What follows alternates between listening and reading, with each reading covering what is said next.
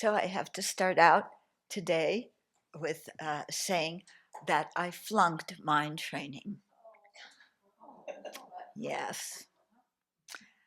Yes, I got some emails last night that disturbed my mind.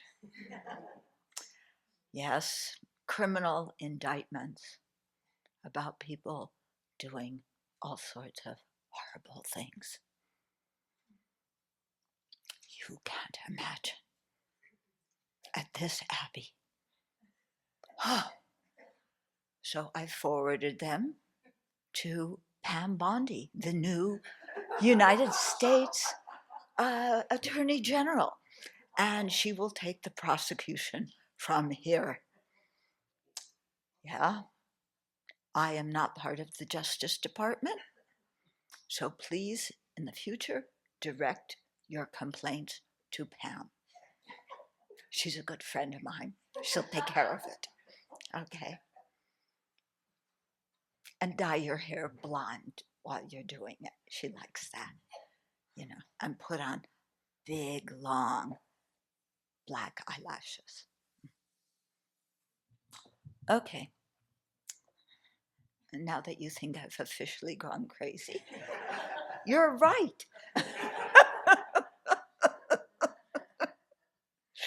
Yeah.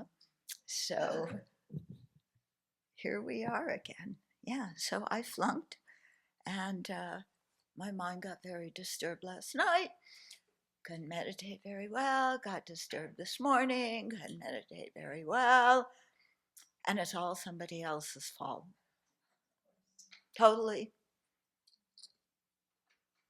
Yeah. Isn't it? Is it? Yeah. You.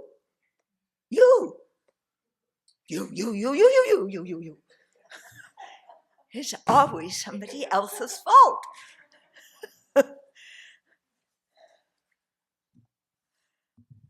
Okay. Where were we? What am I supposed to be doing? Bodhicitta? What's that? Okay. Let's see. At least the computer is cooperating this morning. Unlike yesterday, not this computer, yesterday, my the keyboard didn't work. So I had to dial furiously to Venerable Kunshok. Help! My keyboard doesn't work. Help! So it works. It worked this morning. Yeah. Thank you. You must be related to Jesus. You saved me.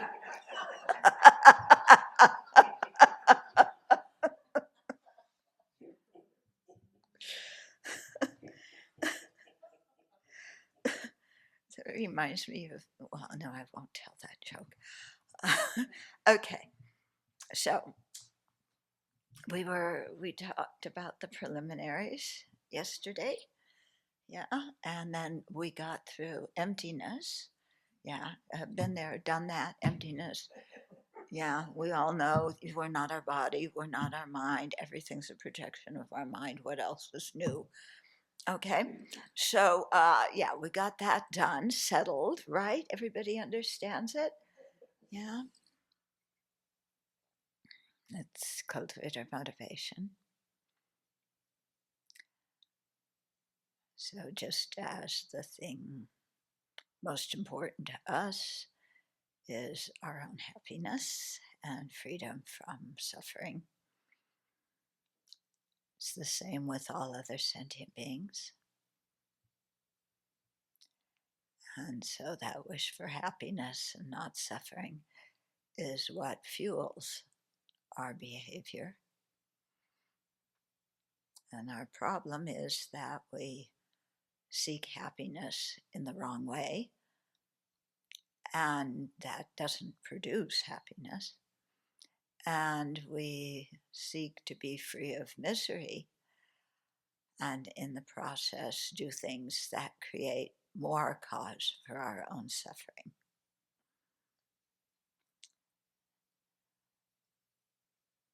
So this is a pitiful state that I don't know about you, but I suffer from, and all the other sentient beings do too.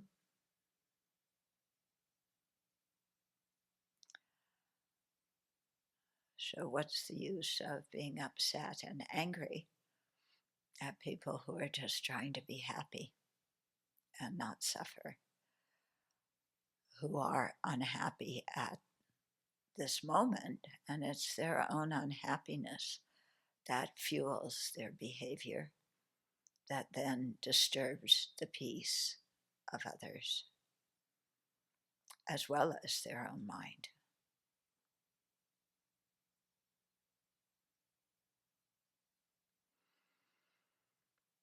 So we have the fortune of having met Buddhist teachings, to hear them, to be able to practice them. So let's put what we hear, what we've learned, into practice, and use that to have compassion for ourselves and others. And then to really do what we can to create harmony, to make the world a better place, and not cause so many problems.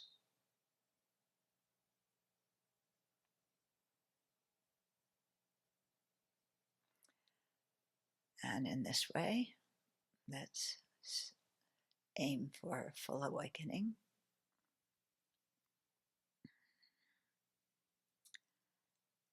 So we can be most skillful with wisdom and compassion at leading others also to awakening.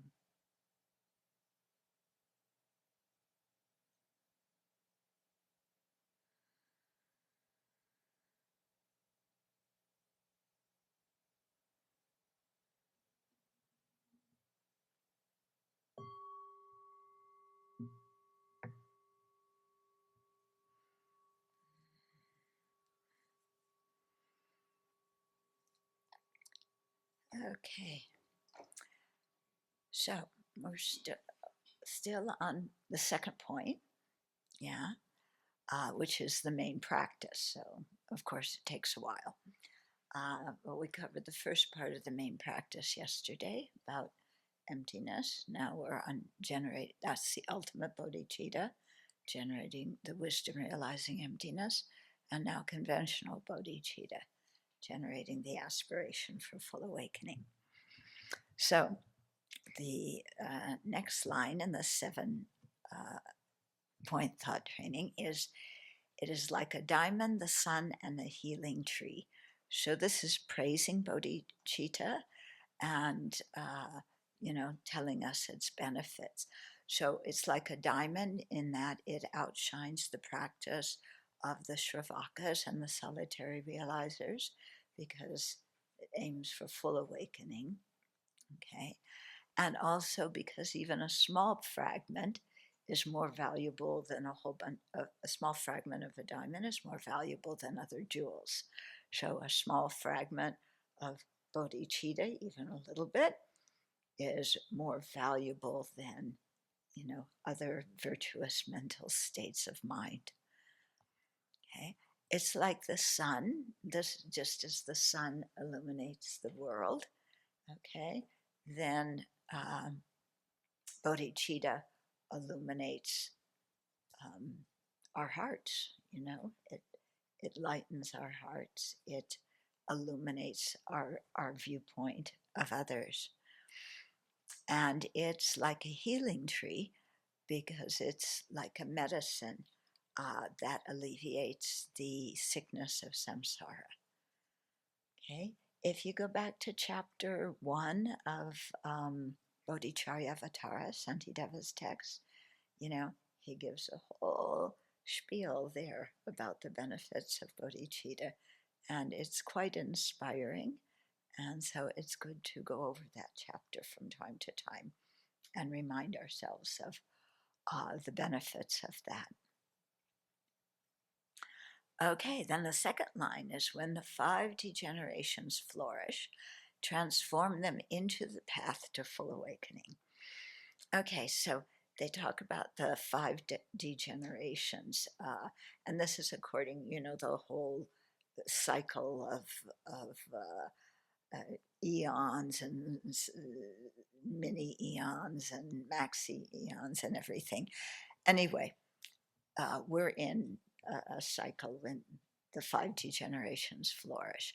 And it's interesting because although this was taught in like an ancient Indian and Tibetan perspective, what they describe is it applies today.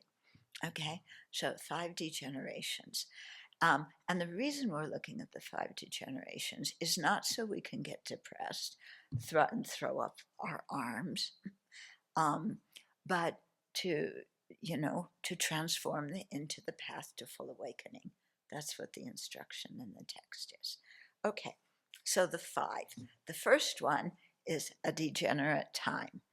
So there's no lasting peace, there's war, there's famine, the material resources degenerate and decrease. This is all happening, isn't it? Yeah. There's droughts, there's plenty of wars to go around, plenty of conflicts that haven't degenerated into war yet. But, people's minds are fractious and, eager for conflict and going about creating it. Yeah. Okay, the second one is degeneration in sentient beings.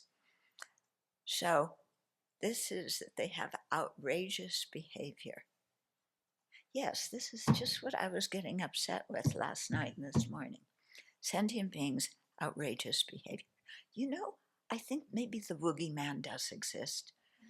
I've done all those refutations of the boogeyman, when we're talking about emptiness and seeing that something that you think exists actually doesn't exist, like the inherently existent self. And I always use the boogeyman, but I don't know. Boogeyman, doing all sorts of things. Okay, so sentient beings, outrageous behavior. Yeah. Just, look around at what's happening in our world. It's really outrageous. Yeah.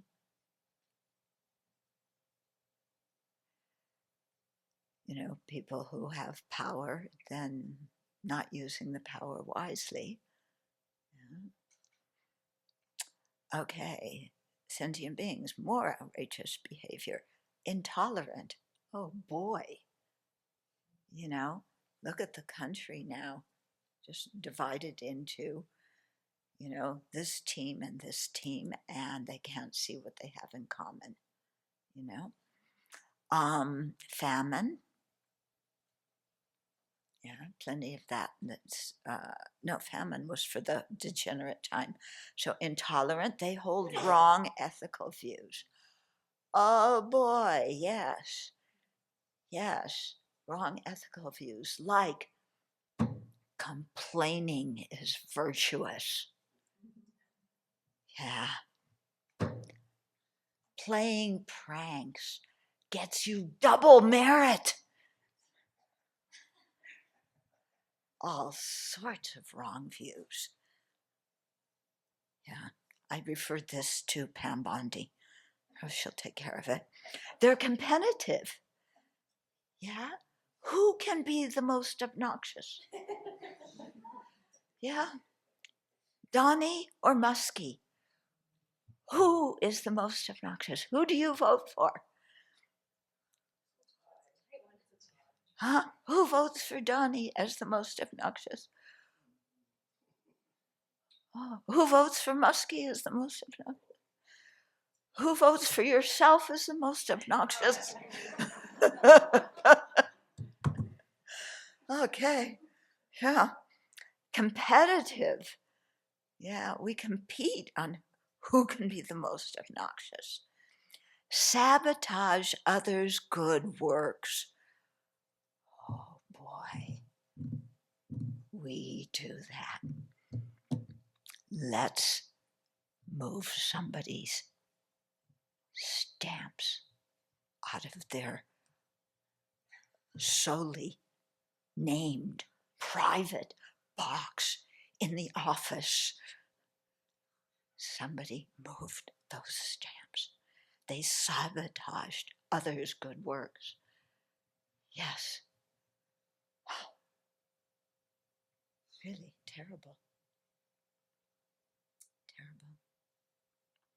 And then at the Buddha site, yeah, people, the workers, yeah, forget about the work they did. They sprinkled pink insulation everywhere. Yeah, they were trying to make it look like Never Never Land. Yeah, so that people had to go out yesterday afternoon and get all that pink insulation that was mixed in with the pine needles. And I think they did it deliberately to sabotage the virtue at the Abbey. Okay.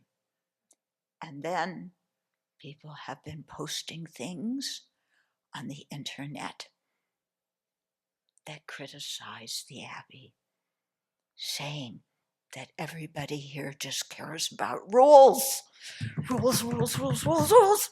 And everything you do and try to do, somebody comes and tells you there is a rule against it. And you can't stand it. So you gotta put it on the internet so everybody knows Sravasti Abbey is a place of rules. Yes. So when you can come here, you can rebel all you want to and not follow the rules and then put it on the internet and accuse the Abbey of being too dogmatic. Sabotage others' good works. Yeah, this is really serious. Outrage, next one, stubborn. Oh, God. Yes, you talk to others and you try to help them. You give them Dharma remedies. You ask them in a nice tone of voice, please, and they give you the finger. And they go out and do whatever they were doing before. Yeah? Oh, like get Kentucky Fried Chicken when you're running Abbey errands.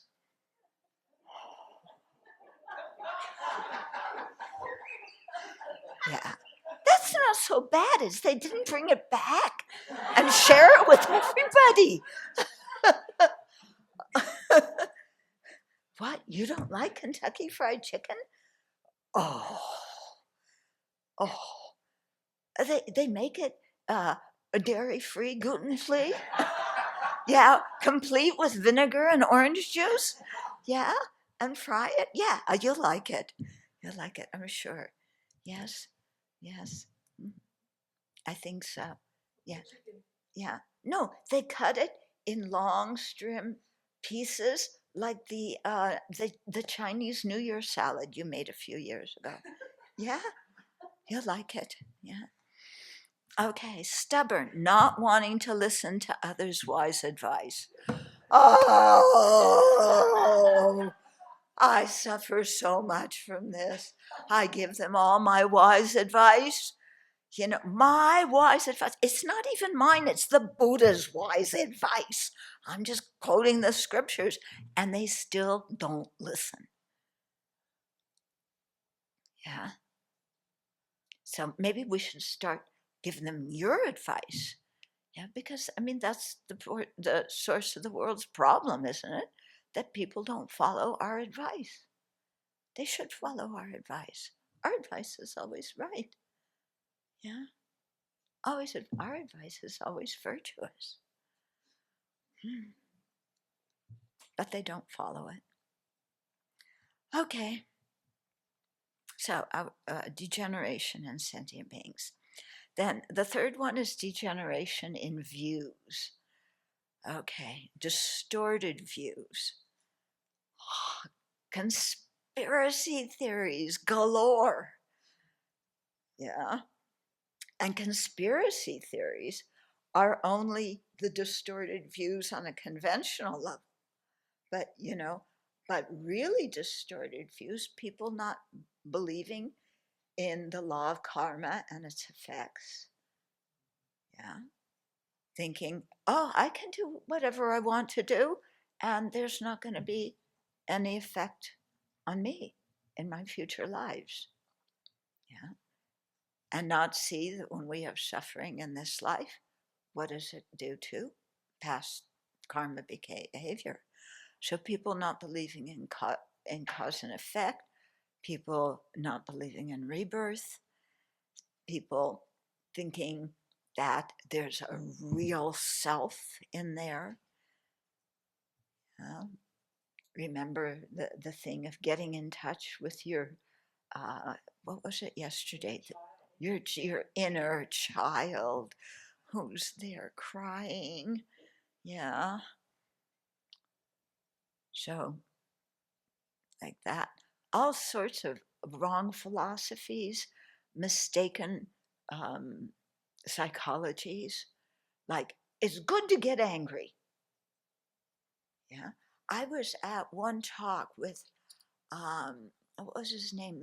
Stephen Levine. Okay. And, he's, I think most of you know who Stephen Levine is. So he of course, is encouraging people to express what they're feeling. So during one Q&A session, one young man comes up and he looks really serious and he starts talking about how angry he is at, what happened to him as a child and, the tiddlywinks game that somebody else cheated on and all these things that happened that were so horrible and he's trying so hard to be angry. I could tell by his body language he wasn't really angry, but he's trying hard to be angry. And the last thing he said was, my therapist told me I should be angry. Yeah, which is kind of strange therapy. um, but yeah, so these kinds of distorted views. Yeah. Um, okay. So we think, another distorted view. We think we can make up our own path to awakening. Yes, let's put together a little bit of everything I like. Okay. So that, uh, you know, I believe in karma and its effects. Yes. But when I feel depressed, then I believe in God. Yeah. And those two fit together very well. Yes. Uh, and what else? Make up my own path. Yes. And then I need to do channeling. Yeah. I need, because boogeyman is real.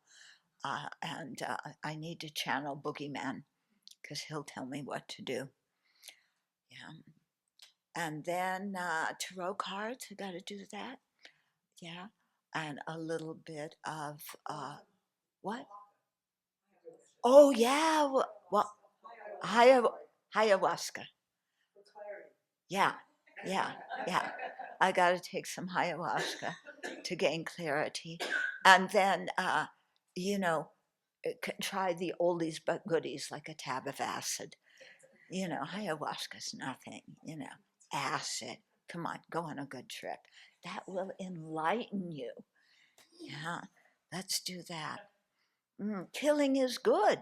Yes, You kill for God's sake. How many people in this world are killing in support of God?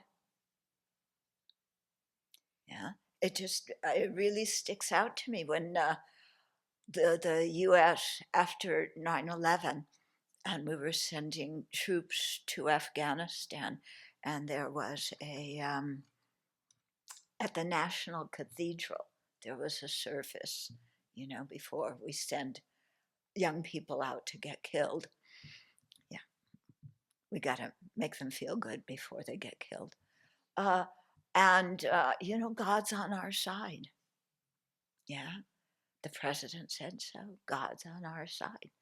And Osama bin Laden said God was on his side. So God is very busy. Yeah, he's on the side of conflicting things. But that's because those people don't listen to my advice. And I tell them, God's not on your side, God's on my side. Okay, so we think killing is good. We kill in God's name. Yeah, study European history. That's what it's about. Yeah, almost every generation, yeah, people are fighting in God's name. Okay. And then another one is a degenerate view is people are not interested in virtue. Virtue is boring, totally boring. It's, let's do some non-virtue, kind of spark things up, ruffle, ruffle things, like let's fire everybody who works for the federal government. You know, it's like we're so stuck in the mud. We're sticks in the mud. Yeah, and let's do something to get people aroused and interested in the affairs of the country. So let's just fire everybody. Yeah, except for the president and the vice president. And they will then take the salary of everybody else who got fired. Yeah? Okay. The next of the five degenerations is afflictions. Yeah, so sentient beings' afflictions are overwhelmingly gross. Yeah, people are obsessed with their afflictions. Yeah, and even the Sangha has strong afflictions. So it's rare to find people who actually practice properly. Even our cats have strong afflictions. Yeah, they sleep most of the day. Yeah, that just makes you more and more ignorant. Mm.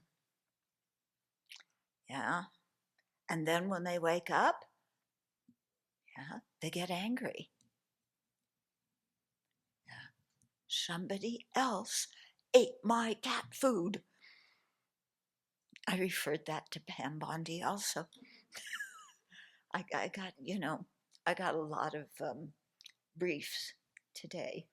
Yeah, or yesterday actually. Lots of briefs. Perfectly fantastic briefs, also by the cats, on official stationery. Yeah, with the indictment and also the evidence. I mean, when people, when Donnie criticizes people, he doesn't present any evidence. But when we criticize people, we have all the evidence. We put it all there. It's fantastic. Yeah. And you save your evidence. Don't you notice that? That when somebody does something you don't like, maybe it's a small thing that bugged you, but you write it down in your computer file, yeah, and then especially you do this with somebody you're married to, yeah, because you can't pick on every small thing they do, so you just write it down and then you wait and you save it for a big fight, when they really get you. Then you take out your whole folder, with all your complaints and all the evidence. It was your night to wash dishes, and you played poker instead. And then you watched Friday Night Live. Yes. Oh, except it was on Saturday night. Yeah, because you set your clocks ahead. Yeah. Actually, I watched a little bit from Saturday Night Live this morning, and yeah, I gotta laugh, I gotta laugh sometimes. So, so Colin Jost was reminding everybody to set their clocks ahead. Last night, set your clocks ahead 4 years.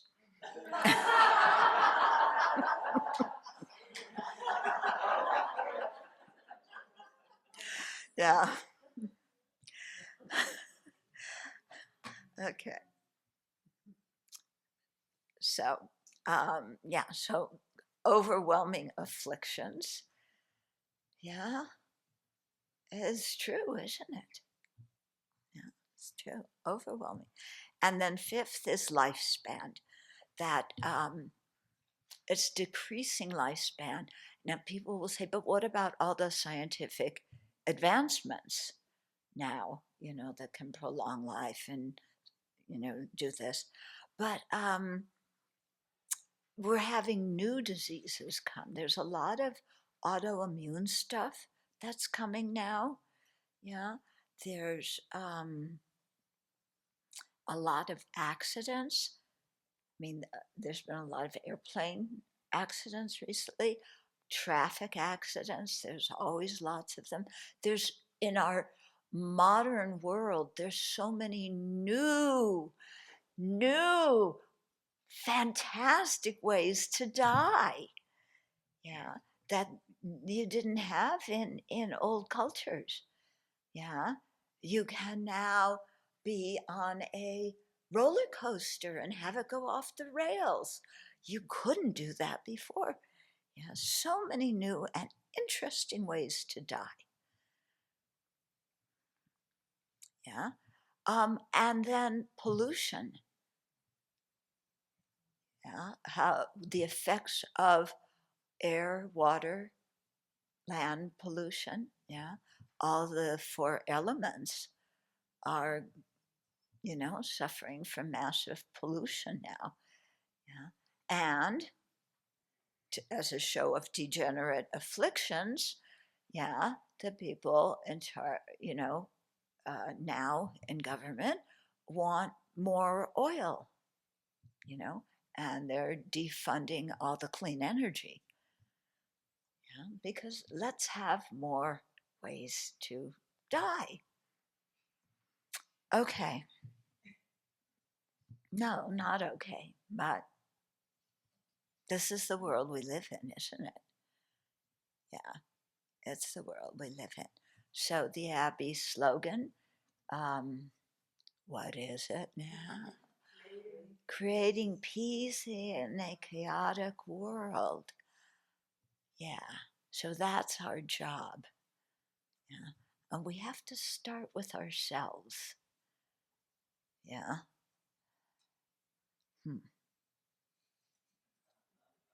But I want to ruffle things up a little bit here at the Abbey. People, they're too focused on rules. Yeah. Can't do this, can't do that. Follow the schedule. Yeah. You're late by 2 minutes. Yeah, make sure you put that in your notes.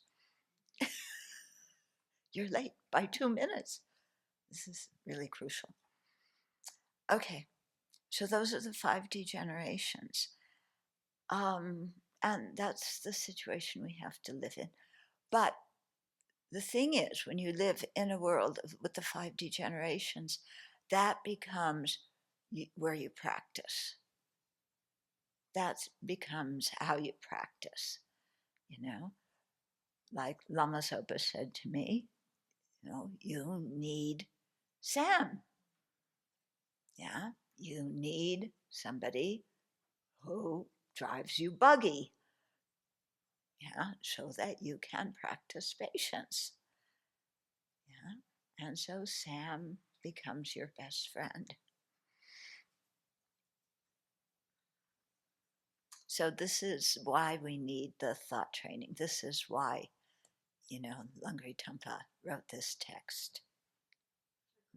Geshe Chekawa. Yeah. But he was a friend of Lungri Tampa. And they were all disciples of Sharawa, who was a disciple of Potowa. Yeah.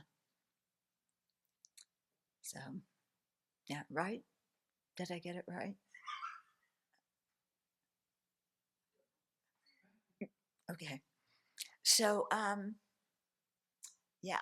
So there's two important points in the mind training texts that help us deal with living in a chaotic world. So one is to banish the self-centered thought, and the second is to meditate on the kindness of all. Okay, so let's start with meditating on the kindness of the boogeyman. Yeah, should we meditate on the kindness of the boogeyman? Oh, yeah. Boogeyman, he's so kind.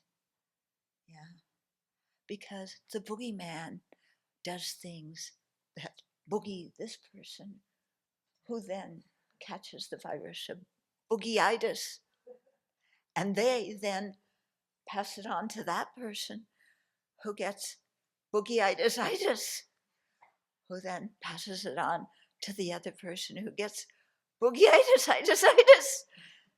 and then it comes to me. What was I supposed to be talking about? I'm caught in my boogyitis. Yeah. What? The kindness. Oh, yes. Yeah. So the kindness of the boogeyman and the person who got boogyitis and the person who got boogyitis, all those people so kind to me. Yes, send me emails that disturb the peace of my mind. Yeah, it's just, it's like being a grade school teacher again. Yeah. You taught grade school. Yeah. Who else? Where? Yeah, you taught grade school. Isn't it wonderful being a grade school teacher? Yeah.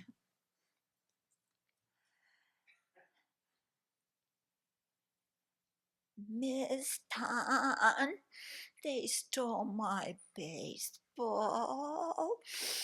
Miss Becker, they took my spelling test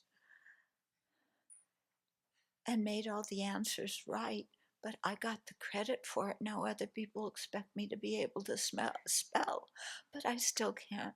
But they stole my spelling test. Yeah.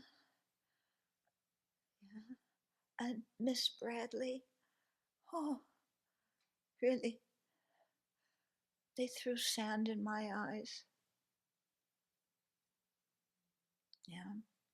So Miss Bradley, please, and Miss Tan, Miss Becker, yeah, please, yeah, go out and bong them on the head. Tell them to cut it out. Yeah, because they are your practices of patience, right? And you need them. They are kinder to you than the Buddha. Yeah. So put a statue of them on your altar. Thank you. You are kinder to me than the Buddha. Keep on being obnoxious. You're helping my practice so much. But then you have to feel sorry for the boogeyman because you are not helping their practice. Yeah? You need, because you now have boogieitis, you can boogie them. Yeah. And then they'll send me the criminal indictments about your behavior. Yeah. Okay. So the kindness of other sentient beings, it's much easier to cultivate kindness on people we like, isn't it? Yeah. The people who are kind to us, yeah, who make excuses for you when you don't do something, yeah, who get you out of jams, who give you extra pieces of chocolate. Those people are so nice, aren't they? Yeah, we love them.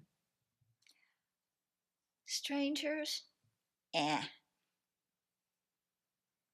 Strangers, they are just things in the way when I have to get somewhere. I'm driving on the highway and all these other cars are there in my way. Yeah, isn't that aggravating? And they're all strangers. But why should I care about them? Oh, but the moment they're on the highway, when I want to be on the highway, they've become enemies. They've gone from strangers into enemies. So now I need them. Yeah. So, trying to open our hearts to see the kindness of others, okay? The kindness of strangers. It's just, when you sit down and think about it, it's totally amazing. Totally amazing, okay? Who built this building? We're all sitting indoors. Who built the building? Did you know them? Who made the computer that you're tuning in on or sitting in front of? Yeah. Who grew the food that you ate today? Yeah. Oh, undocumented workers. Mhm. Yeah. Who takes care of your elderly grandma? Huh. Undocumented workers. Yeah. So there's a lot of strangers who are actually very, very kind to us, yeah, who we depend on. And the people who fix the roads, yeah, the people who, yeah, build everything and make everything function or make it not function. I don't know. Yeah. So we owe a lot to strangers. So rather than having an attitude of mm, uh, apathy, I don't care about them because they don't affect me one way or the other, to really see that they do affect us, and we reap a lot of benefit from what they do. Yeah. And then, of course, our kind enemies. Yeah, it's amazing how Sam reincarnates in this very life. Sam not reincarnates. Sam sends out multiple emanations. Yeah, Sam, my macho Italian buddy. Yeah. Um, so many manifestations. I'm sure everybody here, yeah, everybody online too, you all have your own Sam in your life, don't you? Somebody who just is driving you nuts, is harming you, and who you want to reciprocate to. Give them a taste of their own medicine. Yeah, just eat some of the sweet stuff they serve at the Abbey. You're not laughing.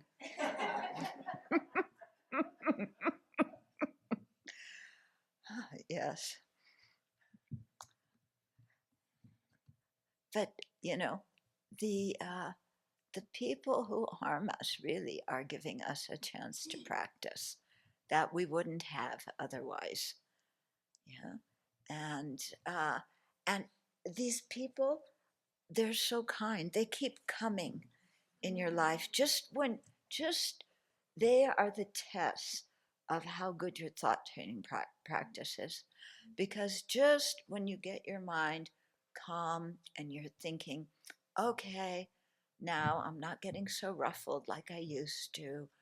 My mind is calm.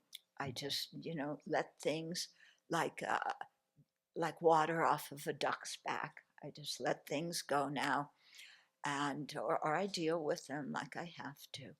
And right when you think my practice is doing well, Sam sends out an emanation and goes, I'm gonna test you. And he smiles the whole way, just thinking about that, designing his whole way to get even. And then, of course, Sam's like that for us. Then we should reciprocate and give Sam a taste of his own medicine.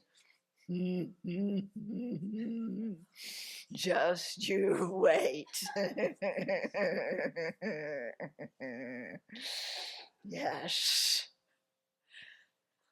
Yes. There's going to be the retaliation, the revenge. Okay.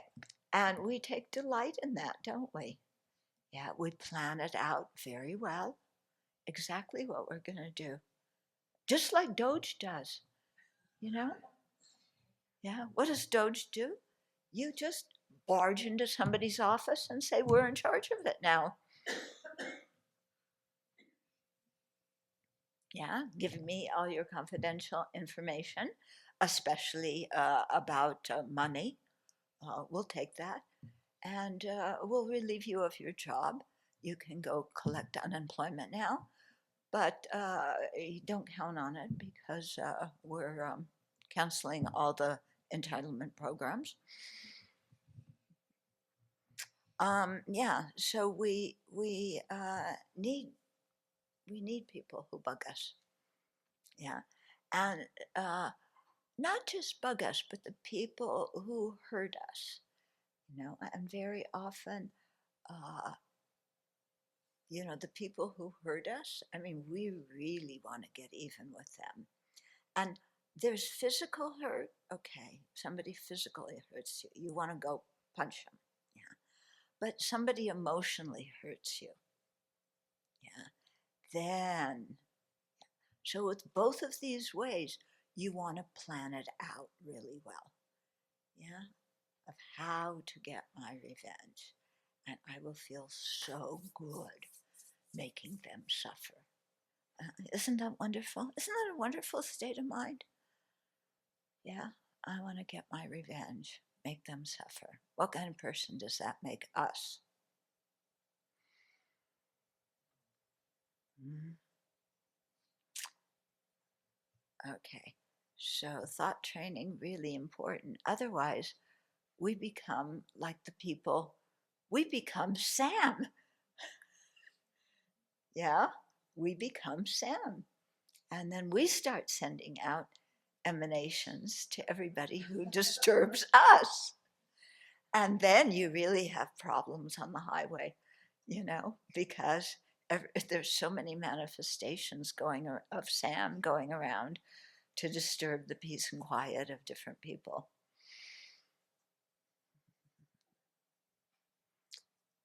Okay. So we have to, the real thing of working with the mind training is it's based on seeing the kindness of other sentient beings. You cannot do mind training without focusing on the kindness of others. Yeah, because if we do, then our mind training is very partial. Yes, I cultivate love and compassion for all the people I like, and I cultivate hate and revenge for the people who I don't like. Yeah, um, that doesn't work. It doesn't work. And then no way to generate bodhicitta because we've omitted a lot of people from the field of our compassion. Yeah. And then we're shooting ourselves in the foot. So, the kindness of sentient beings. And then the next line in the thought training is banish the one object of every blame. Sam, the boogeyman. Yeah. They are to blame for everything. Everything. Right? I am meditating on compassion and they create distraction in my meditation. Yeah. I told you about when I was a new nun and I saw a monk reading Time magazine and I was horrified. Yeah. Why is he reading Time magazine? And what is worse is he's telling me about what is in Time magazine. And I want to go meditate on compassion. And he's wasting my time telling me about Time magazine when I want to go meditate on compassion. And I'm ticked at him for that. Okay? Yeah. Great. Yeah. My meditation on compassion was really successful, wasn't it? So blame one object of every blame. So this is where we should really spend a lot of time on the disadvantages of self-centeredness. Okay. Now I want to clarify here because some people use the term self-cherishing. I think that was one of the early translations. Maybe that came out of looking up translations of Tibetan words in Chandradas and coming up with the thing of cherishing, because this is open to a lot of misunderstanding. Yeah. And people think, oh, self-cherishing, it's the root of my suffering, it's bad. But I cherish myself, so I am bad. And that's what's wrong with me. I'm just bad because I cherish myself, and self-cherishing is bad. Okay? So this is a misunderstanding. Yeah. Because, and what that misunderstanding is based on is thinking that I am my self-centeredness. That my self-centeredness and me are the same thing. So when I see that my self-centeredness is acting up, then it means I'm bad because they're confusing. They're saying, oh, I'm cherishing myself, and so therefore I'm bad. Yeah. And that is a total misunderstanding. The point of this meditation is not to deprecate us, not to criticize ourselves, not to get down on our own case. Okay, that's not the purpose, because we can get down on our own case all by ourselves. We can criticize ourselves and trash ourselves and get ourselves nice and depressed without anybody else insulting us or saying anything. Okay, we can do it all by ourselves. Yeah. So the Buddha didn't need to teach us to hate ourselves. So if we are coming out of this meditation of seeing the faults of self-cherishing, because you're saying self-cherishing, yeah, then that's a misunderstanding. Okay. So that's why I don't like the word self-cherishing, because yeah, there is a way in which we should cherish ourselves. Yeah, we have a precious human life. Yeah, we have incredible benefits of the beings in samsara. We have incredible benefits, more than most do. Yeah, of having a body, that can support practice, of having a mind that is interested in practice, that can meet teachers and teachings and live in a place where there's the opportunity to practice and people support your practice, they don't criticize you. We have amazing opportunities. We should cherish ourselves. Yeah, we are trying to create virtue. No, we don't rejoice in our non-virtue, but we should rejoice in our virtue. Yeah, and we should respect that part of us that really questions and wants to understand the universe, wants to understand ourselves, wants to be free of samsara. Okay? So, what happens with self cherishing, why I don't like that, is because there is a way in which we should cherish ourselves. And so, if you use that term, that, you know, that self cherishing you should abandon because it's the source of all your problems, then you think that you should hate yourself because you abandon cherishing yourself. Okay? So that is the wrong understanding. That's why I prefer to use the terminology self-centeredness. Yeah, because I think that when we say somebody's self-centered or I'm self-centered, I don't think that brings up any opportunity to there's not a good kind of self-centeredness or a good kind of self-preoccupation, whereas there is a good kind of self-cherishing. Okay, so this is why I'm used a different term. Mm-hmm. Yeah. Because somebody once came to me and she had gone to see Lama somebody or Geshe somebody and said to him, oh yeah, I'm hearing how bad it is to have self-cherishing, and I really think I have so much self-cherishing, and that's really not very good, and I hating myself, and this was going through a translator, and so she was saying, is this the correct understanding of how to do the meditation? And the Geshe said yes. And then she came back to see me, and oh, he said, yes, it's good. I'm supposed to hate myself because I'm self-cherishing.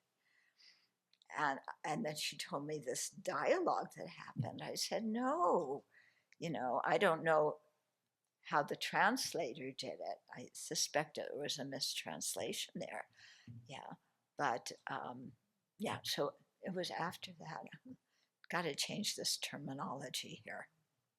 Okay, so if you're going to be a bodhisattva, if you're a bodhisattva wannabe, which I hope everybody here is, are you guys all bodhisattva wannabes? Yes. Yeah, yeah. Online, a couple of you are sleeping. Uh, um, we're bodhisattva wannabes. Yeah. If you're a bodhisattva wannabe, you have to have incredible self-confidence. Not arrogance. We talked about arrogance yesterday. Not arrogance, but you have to have self-confidence. Mm-hmm. You have to, be confident of, yeah, that you can do these things. That, step by step, if you just take one step at a time, that you can do these things. So if you're a bodhisattva wannabe, you have to have the self-confidence, and which means that you clearly can't sit there and tell yourself how bad you are and how awful you are and how, the disgusting you are and blah, blah, blah, blah, blah. Yeah? Okay. So you have to have that ability. And so self-confidence is not arrogance. And you can tell the difference. In yourself, you can tell the difference. And when you watch other people. People who lack self-confidence are arrogant. And it manifests in their behavior. Yeah, when you don't believe in yourself, then you have to proclaim how good you are so that other people will tell you how good you are, and then you can feel good about yourself. So you've given away your own discriminating wisdom, your own ability to evaluate your own actions to somebody else, and they have to, but you have to help them so that they can tell you how wonderful you are. So you put on the arrogant behavior, and you're bossy and you do this and that and the other thing. And then they think, oh, and you have your name card, the big one that unravels because you're chairman of this and receive this honor and that honor. You show them all that, and then they'll think that you're wonderful, and then they'll treat you like you're wonderful, and that way you'll come to feel good about yourself. But that's not really feeling good about yourself, because inside you're sitting there going, oh, I'm so bad, I'm so lousy. So that isn't solving the problem, And plus, it's, it's interesting how we think that when we have power, then people will respect us. Yeah. But no, not necessarily. Yeah. It depends how somebody uses their power. Because some people misuse their power, and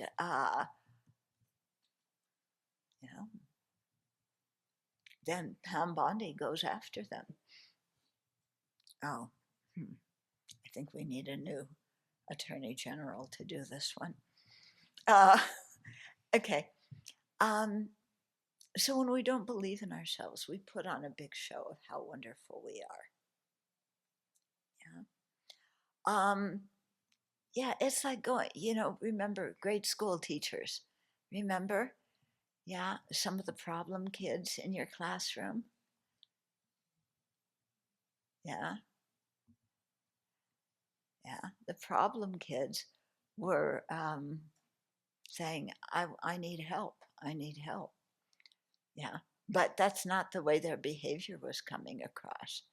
Their behavior was coming across as, I'm going to do what I want and screw you. But they were really saying, I need help.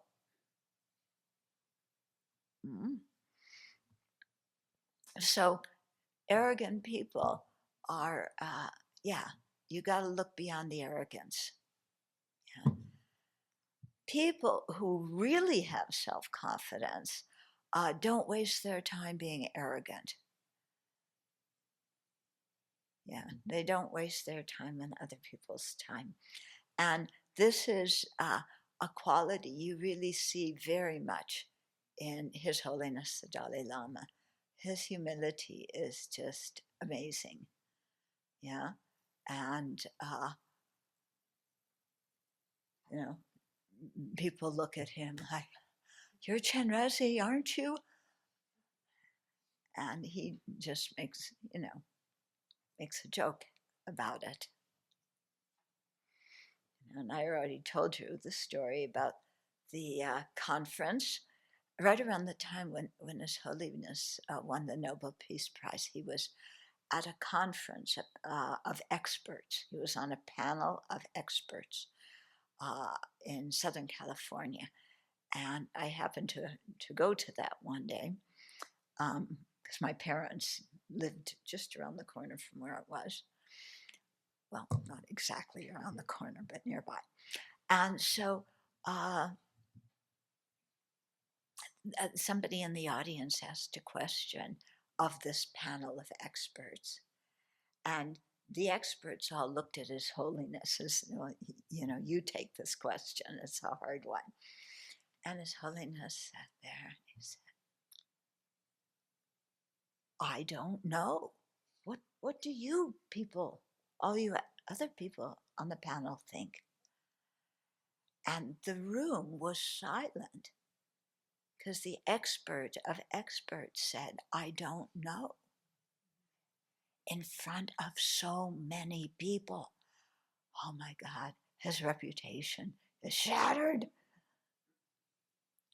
But this is how, His Holiness is really confident. He doesn't need to hide the fact when he doesn't know something.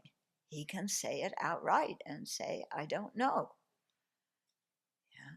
Whereas when we don't have self-confidence, then we cover things up and we become arrogant and we present ourselves. What is it? Was it Tarzan who went, woo? We present ourselves like that. Okay. So when it says banish, the one object of every blame, if we look at our lives, from a Buddhist perspective, and even from a totally worldly perspective, somebody who is very self-centered, do other people like them? No. Yeah. Somebody who's always saying, me, I. Yeah, I want my way. Listen to me. Somebody like me who's bossing all of you around. Then, even in a worldly way, people don't like that. Yeah. In a Dharma, so when we're like that, no wonder we have problems with other people. We're being quite self-centered in our behavior. Yeah. But in a Dharma way, it's even more damaging. Somebody doesn't like you in this life, it's not a big deal. Okay, believe me, I know you think it's a big deal, but it's really not. Somebody doesn't like you this life, your life is not going to be so long. Their life is not going to be so long. They're going to die anyway. You don't need to kill them. Somebody not liking you is not a big deal. But when we are self-centeredness and act out that behavior, we're creating negative karma. And that negative karma, we're the one who's going to experience the most suffering from it. Okay? People not liking us this life, no problem. But we create negative karma. And then we think, oh, I did that. I'm so proud of it. We're often so proud of our negative actions. Yeah, we're so proud of it. And then that makes the karma heavier. And then we establish a habit and we do it again and again and again and again. And so that karmic imprint on our mind stream gets stronger and stronger and heavier and heavier. Who is going to reap the result of that karmic imprint? Not the person that's bugging us. Okay? And it's going to cause impediments in our Dharma practice in this life. It's going to cause us to take a bad rebirth. Yeah, we have all sorts of extra cat beds. Yeah, in case anybody wants to be reborn as a cat at the Abbey. You get pampered.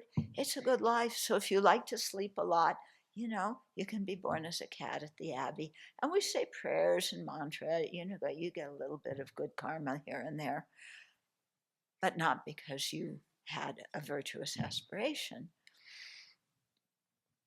Okay, so, you know, when we harm other people, they experience some harm now, but we're actually harming ourselves.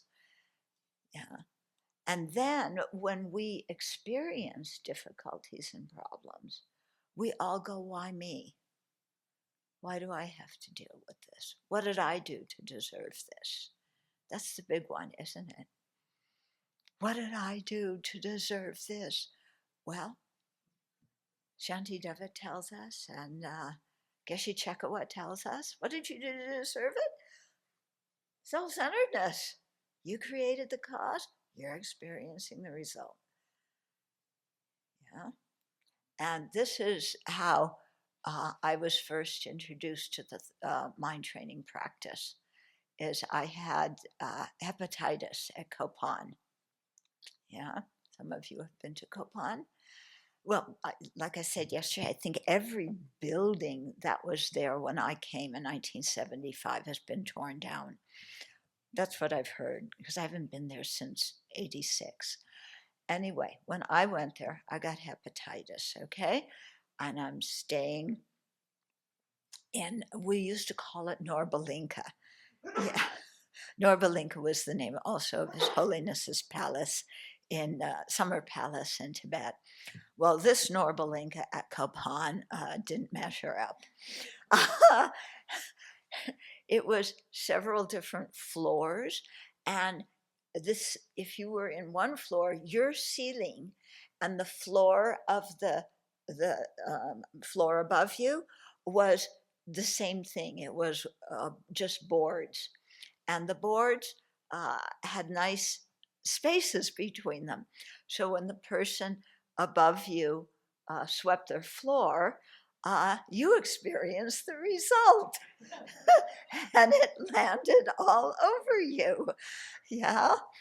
And then there was something that tried to look like a toilet that was named Samsara.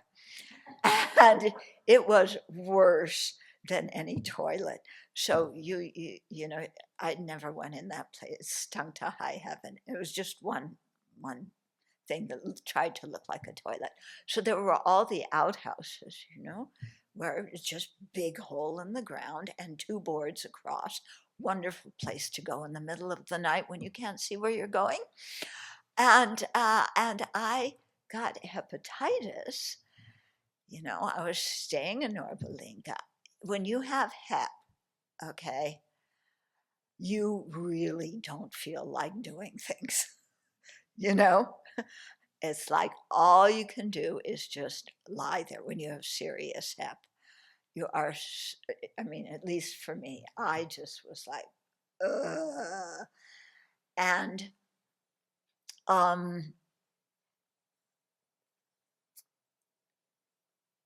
then somebody came by and gave me a book.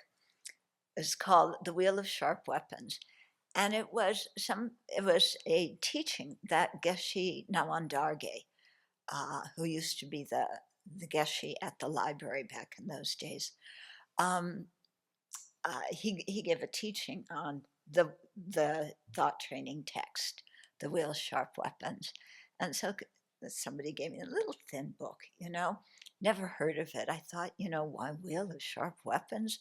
You know, they wanting me to work for Al Qaeda, even, but this was before Al Qaeda. Anyway, and so I'm going through, and I get to verse 9 or 10, one of those, and it said, when your body is racked with misery, yeah, this is the wheel of sharp weapons returning full circle upon you from all the times when you have harmed others' physical bodies. Okay.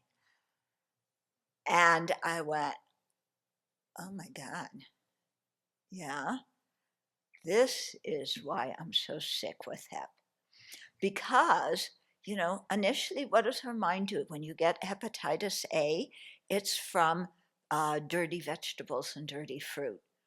So why do you get hepatitis A staying at Copan in 1975? Because the little monks who work in the kitchen don't wash their hands. Yeah. So I had thought, cause of my suffering is, why don't they have a health department in Nepal and come out here and, clean it up? Yeah, well, they were cooking the stove. Yeah, the stove was made out of clay. It had a hole where you put the pot on top of. You put the cow dung. That's how you made the fire, with cow dung, and that's how you cooked.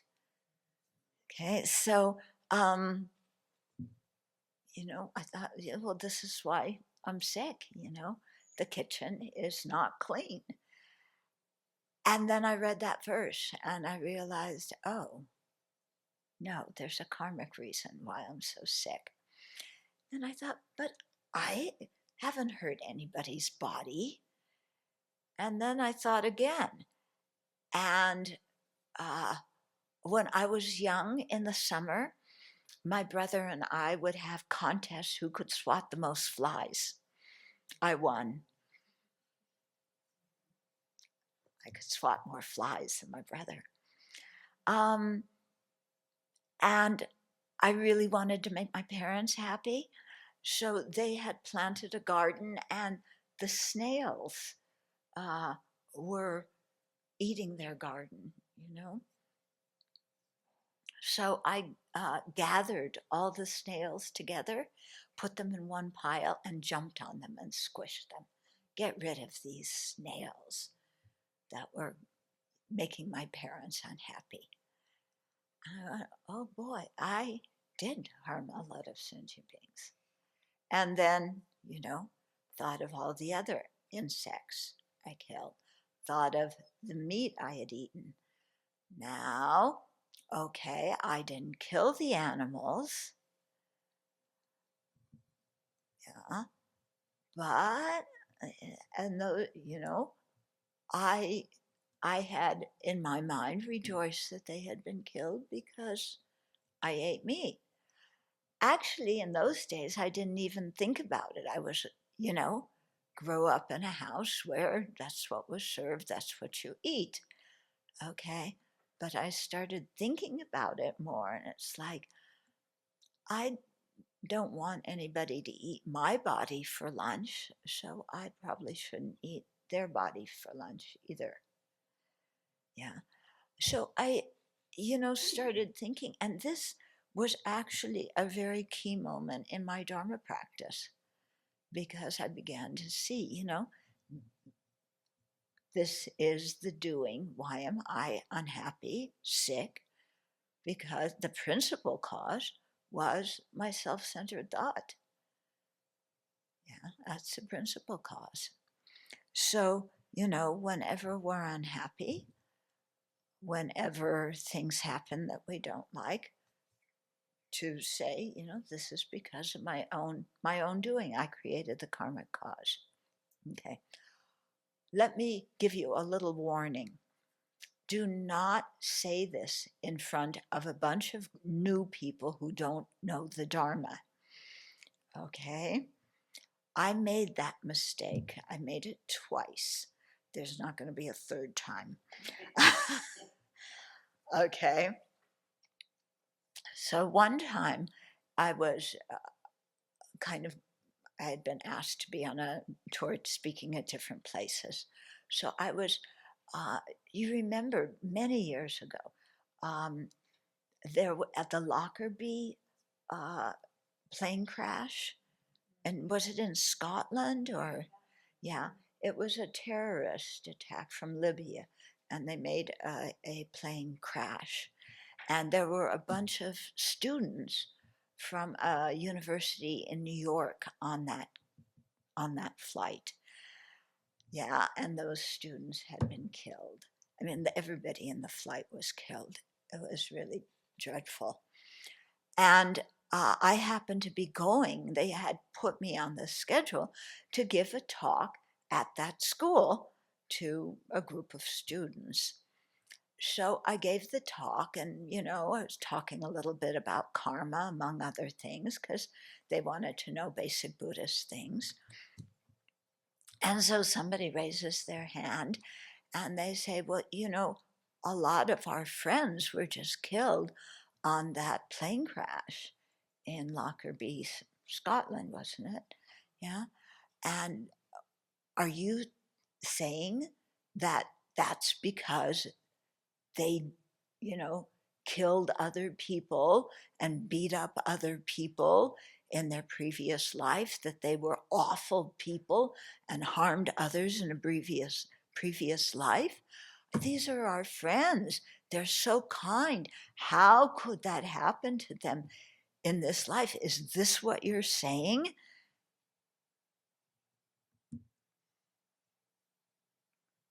Okay. So that was one incident where I learned, no, you do not talk about these aspects of karma to a group of people who are brand new, who don't understand the Dharma, because it was too much for them. And it was my fault. I was, yeah.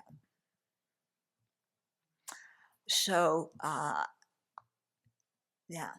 So this one of banish the object of every blame, it really, when you can do this properly, like I failed to do yesterday and this morning, then it actually gives you a lot of power, because then instead of wasting your time being angry at other people and upset with other people and blaming other people for your problems, yeah, you now have the power to calm your own mind. Because why am I getting disturbed by what other people do? Why? Because they're breaking one of my rules of the universe.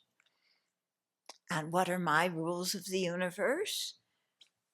Top one is everybody should like me. Yeah. Top two, everybody should like me and everybody should do what I want. Yeah. So do any of you people at Dharma, how can you be from a Dharmakaya uh, uh, Dharma center, and I'm asking you if you have this problem, yeah, of being self-centered? Dharmakaya isn't self-centered. Anyway, yeah, you guys have a lot to live up to, I tell you. Yeah. um, but when you say, oh, why? Okay, somebody did this. It may be horrible. It might be non-virtuous. It might be the boogeyman's most awful thing. Yeah. But why am I upset about it? That's the question. Why am I upset? Okay. My boogyitis is my responsibility. Yeah. Their being the boogeyman is their responsibility. They will reap the result of that. My boogyitis, yeah, is my responsibility. I voluntarily got it. Yeah. Why? Because I have these totally unrealistic rules of the universe. So everybody violates them all the time. Yeah. How many of you have those first two rules of the universe? Everybody has to like me and everybody has to do what I want. Yeah. You have that? Well, yeah. Then we have a few, kind of subsidiaries of those two. Like everybody has to follow my advice. Yeah. Everybody has to praise me. Nobody can point out my faults because I don't have any. But even if I make a mistake, it was somebody else's fault. So don't blame me. Don't blame me. Somebody else moves those stamps, and Pam Bondi will take care of it. So, this is it. And so when you really can do mind training, then you stop your own suffering. Yeah, you stop your own suffering. You don't get wigged out when people are obnoxious or harmful or discourteous or rebellious or vindictive. You are able to keep your mind calm because you see that the real issue is, why am I getting upset about this? Yeah. And then you have a little conversation with yourself about why you're upset, and guaranteed it comes down to one rule of the universe. Yeah. But sometimes it's hard to see that, because why am I upset? Because this person is hurting somebody else. So I have compassion for that person. So they're not breaking my rule of the universe that they're harming me. Yeah. So my angry at this person who harms my friend, my anger is righteous anger. It's justified anger, because they're hurting somebody I care for. So I'm not self-centered in caring about them. I'm compassionate. Scratch a little bit more. There's something behind it. Why do I get upset when they harm my friend, but I don't get upset when they do the same thing to somebody else I don't like?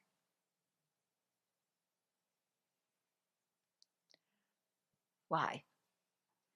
Well, when they harm my friend, they're breaking one of my rules of the universe, which is nobody should harm my friends. Why don't I get mad at them when they harm somebody else I don't like? Because they're following my rule of the universe, which is revenge on the people I don't like. Yeah, it's amazing. Self-centered thought is so sneaky. It is so sneaky. Yeah, it thinks up all sorts of ways to deceive us. Okay, so banish the one object of every bliss.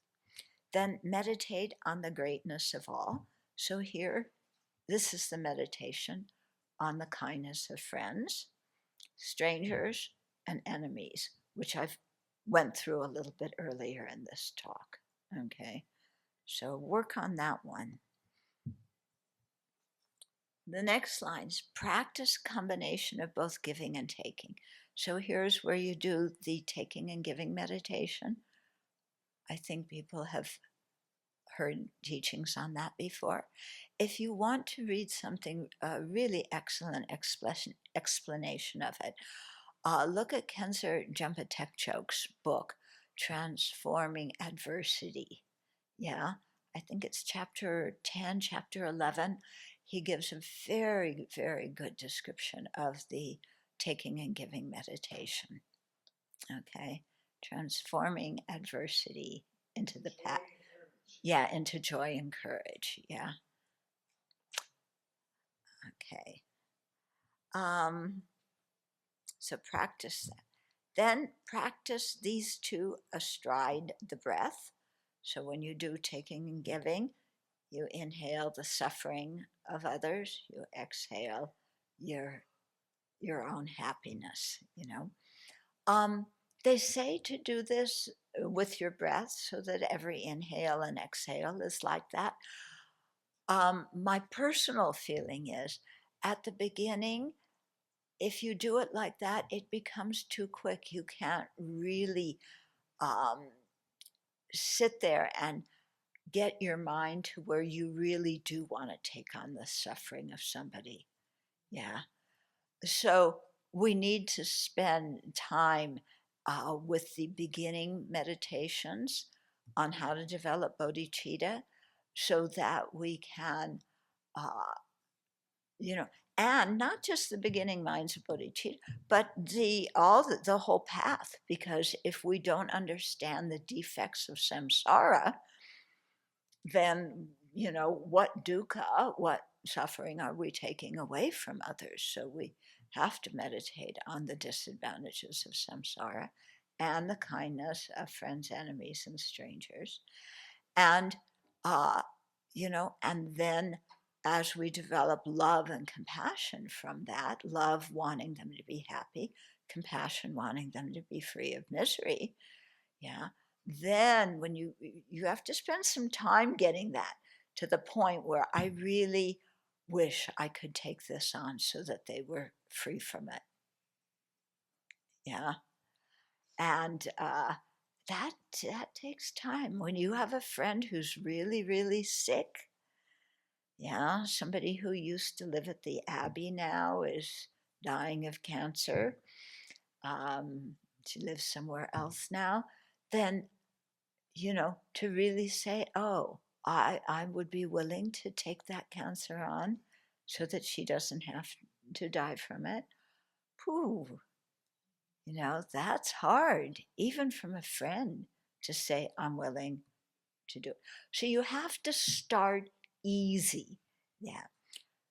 So the way you start it is with yourself.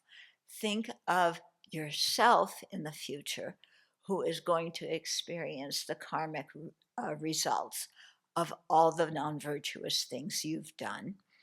Yeah, and you can just start with the non-virtues of this life, but really think about the suffering it will bring you in the future. Or just think about the suffering in this lifetime. You're going to get old and sick and die. We have that suffering ahead of us.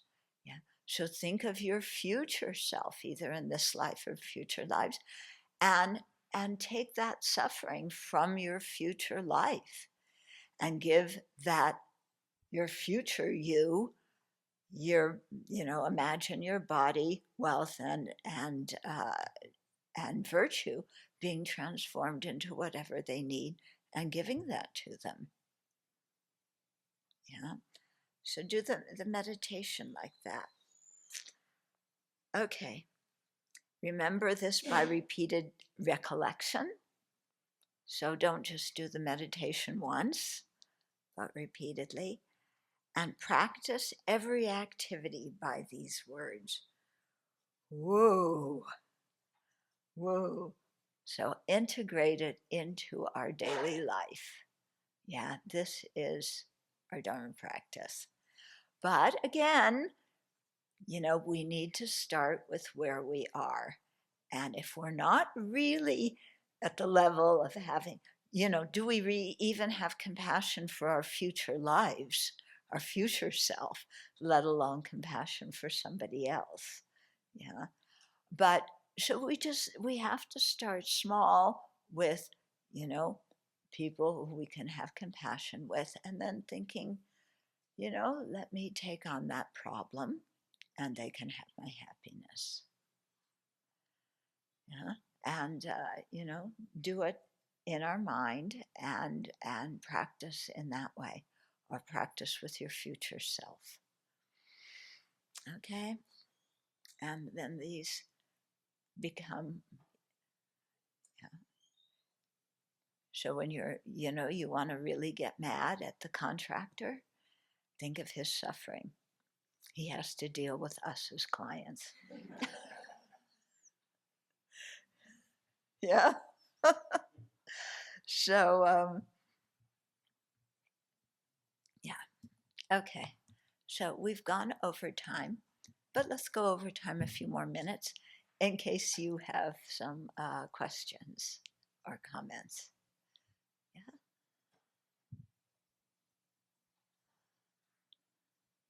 Venerable, you spoke about degenerate times, and I've been wondering, why do times degenerate? Like, why do times degenerate? Because people's minds degenerate. I mean, because after the Buddha has, turned the wheel of Dharma, why haven't beings' minds done the opposite of degenerate? Why? Because not everybody follows the Buddha's advice. Yeah? Yeah, it isn't that Buddha taught and then the whole world is transformed. Mm. And there's a question online from Trey. Please go ahead, Trey. Okay. And yeah, thank you, Venerable Chodron. I was wondering, how do we ensure that our understanding of emptiness motivates us to engage in compassionate action, rather than leading to a sense of passivity or a sense of nothing matters? Mm. Okay. If your meditation on emptiness leads to nothing matters or they created the cause, let them suffer, then your meditation on emptiness isn't coming to the proper point because it's become nihilistic.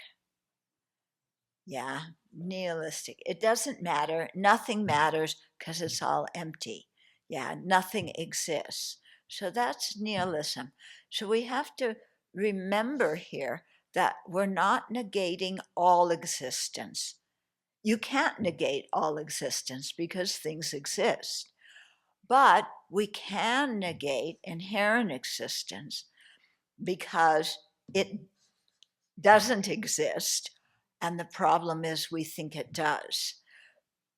Okay. So what we're doing is proving to ourselves that things do not inherently exist. Okay. So actually, what we're negating inherent existence, but the thing that we're counteracting is the grasping at inherent existence. Yeah. Then, and one of the arguments you use to prove to yourself that inherent existence doesn't exist is dependent arising. And so as you contemplate dependent arising, then you see, yeah, things come about due to causes and conditions. Things, are constituted by many qualities, many parts, many traits. Yeah. And they also depend on us, having a conception and giving them a name and then communicating with others on that level. Okay. So the point, what's gone wrong in the emptiness meditation is we haven't identified the object to be negated, which is, they say, the most difficult part of the meditation. And that is difficult. Yeah. Yeah. Because it's hard. What does it mean? We're so familiar with grasping at inherent existence that, and especially at ourself, I'm an inherently existent me, that we're so familiar with it that we don't even notice it. And we think everything exists the way it appears to us. Yeah. And so it's really a very deeply ingrained affliction. That's why they say it's innate. Yeah. And so it's hard to detect. Mm-hmm. So we have to keep working on it. Okay? Could I ask a follow-up question? So how can we cultivate a sense of engaged emptiness? Where we act compassionately without clinging to the results or believing the inherent reality of our actions. Okay. Chandrakirti talked about this in his homage to the supplement to Nagarjuna's treatise on the middle way. And he has one verse, which I know by heart, but I can never recite it when I have to. But basically what he's talking about in this verse is that sentient beings, we're trying to generate a compassion that sees sentient beings as not existing inherently. Okay? So it's a compassion that sees sentient beings as empty of inherent existence. Now, how would that, seeing them as empty, how would that help you generate compassion for them? Okay. Well, first of all, you see that they're grasping at the opposite of emptiness. They're holding things to be inherently existent. And just like with me, that's the cause of their going round and around and around in cyclic existence. So I can have compassion for them because they're constantly engaged in creating the cause of their own suffering. And they haven't had the fortune of meeting the Buddhist teaching that points that out to them. And even if they've had the fortune of hearing the Buddha's teaching and having that pointed out to them, they're still grasping at inherent existence.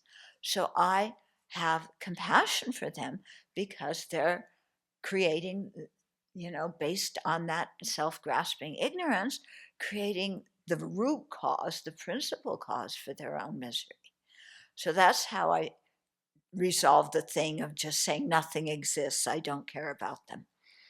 Then resolving the thing of hostility, is they don't inherently exist. These people who I'm trying to generate compassion for, who I don't have compassion for because I'm really pissed at them because, they gave me boogyitis. And, I'm really mad.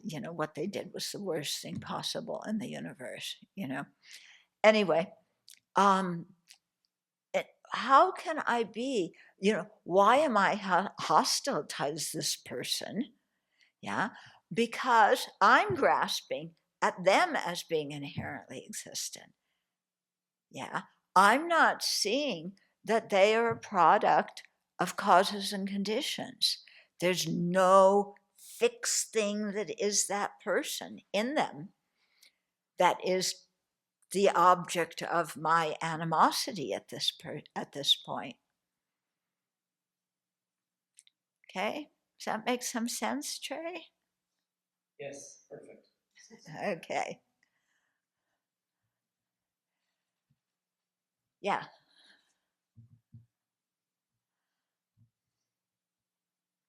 I'm curious, with these degenerate times where there's war, there's no lasting peace, people are really confused about what is ethical. Where's a balance, or what does it look like to be engaged in outer activities, to be responding to like what's happening in this country, compared to, or maybe along with, what my own practice in developing compassion in my heart, like do we do both of those things, or is it I just am developing compassion for people and thinking happy thoughts? Yeah. Oh yes, I'm all blissed out, the country can go to hell. No, not like that. Okay, but everybody's got to find their own balance. Yeah, we have to take care of our own mind first, because if we don't take care of our own mind and pacify it, then we're going to become exactly like the people who we're upset with. Yeah. So we have to take care of our own mind at the same time as we take care of our own mind. And people are going to have different degrees and different abilities of taking care of their own mind. Yeah. So at the beginning, you take care of your own mind. Maybe what do is you write letters to your Congress people. You sign petitions. You do something like that. That doesn't take very much time, doesn't take much energy, but you're making your voice heard. Yeah. Then maybe as you get better, then you could start organizing protests, or but protests that are not embedded in feeding on other people's anger. How you do that? Ask His Holiness. I don't know, how you get a group of worldly people organized to protest something where they're not angry. You'd have to, yeah.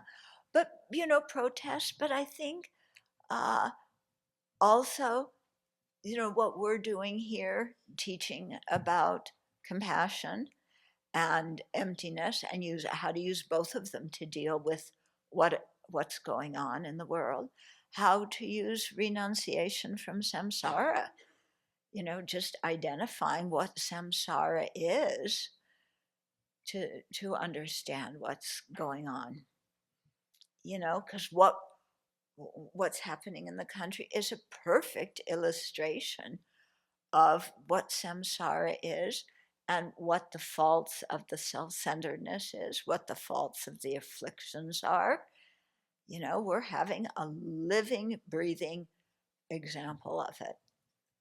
So, use this to cultivate compassion and, explain to other people, like the Dharmakaya people who are further advanced than we are in generating compassion. They're living up to being the Dharmakaya. Yeah, then teaching them things like, like this, encouraging people in this way, Yeah. So everybody is going to have a different level of engagement according to what they, can handle in their practice. Yeah. Children, as a follow-up to the center's name, to raise the bar even further, the name was given to us by Lama Zopa Rinpoche. Yes, I know that. He names everything, yeah. So he has high hopes in you guys. Yeah. Yeah. I asked him why, and he just laughed. Yeah. Yeah. He named a center in Australia, the Langri Tampa Center. He was one of the great Kadampa Geshis, but it's said that he only, there's different stories, that he only laughed one time in his life. Other stories say 3 times in his life. Yeah, really. Yeah, inflation, Yeah. So, I think, I don't know, that I gave some talks at that temple, at that center, and I think you did. Did they laugh? Oh, so that was the only time they laughed. Now forevermore. He was one of the great practitioners of taking and giving and generating compassion for sentient beings. Yeah, so he didn't laugh much. The thing he laughed at was because he was a great meditator in the mountains, like the kind you want to be. Yeah, and you grow enough beard to, be like that too. So this is your future. So you're there meditating in the mountains. So he would go into deep samadhi for quite a long time. And so one time he woke up from his samadhi, and he had his long full beard and long hair and everything. And a mouse had made a nest in his beard. And that cracked him up. And he laughed. And then another mouse came. I'm conflating stories here, it's okay. Another mouse came. No, and then the 2 of them together tried to take a turquoise out of his mandala set. Yeah, so this happened to you. So there was a piece of turquoise in his mandala set, and so these 2 mice were trying to steal it. So one mouse got under the piece of turquoise and held it on its belly, and the other mouse pulled its tail to drag it away. So he laughed at that too. Yeah. So, yeah. So at least, you guys can laugh more. Dharmakaya laughs a lot. Rinpoche laughed a lot, didn't he? Yeah. Yes, very much so. Yeah. Just would light up the room with his laughter. Yeah. In the early days, he did not laugh as much. Yeah. He was honest, the evil thought of the 8 worldly concerns. Yeah.